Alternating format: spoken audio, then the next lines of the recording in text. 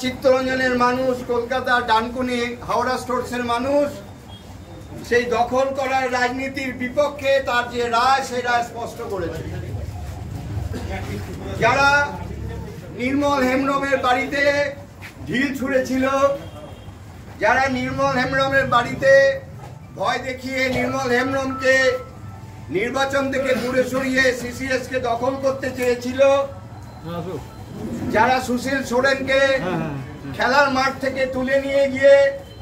kidnap করে যারা তাকে দিয়ে উইথড্রল ফর্মে সাইন করিয়ে ভয় দেখিয়ে সেই সিটটা দখল করতে চেয়েছিল, যারা সুকন্যার বাড়িতে প্রতি মুহূর্তে লোক পাঠিয়ে সুকন্যাকে সেই নির্বাচন থেকে দূরে সরিয়ে নেওয়ার জন্য শ্রেয়া ড্যামি ক্যান্ডিডেট ছিল, শ্রেয়া ড্যামি ক্যান্ডিডেট হওয়া সত্ত্বেও তাকে ভয় দেখিয়ে তাকে নির্বাচন থেকে দূরে সরানোর জন্য পরিকল্পনা করেছিল, যারা ট্যাক্সার মোটরের আমাদের ক্যান্ডিডেটের বাড়িতে অরবিন্দনগরের ক্যান্ডিডেটের বাড়িতে লোক পাঠিয়ে তার বউ মেয়েকে ভয় দেখিয়ে একে এই নির্বাচন থেকে নাম প্রত্যাহার করতে বাধ্য করেছিল, গোটা সিএলডব্লিউর মানুষ তার জবাব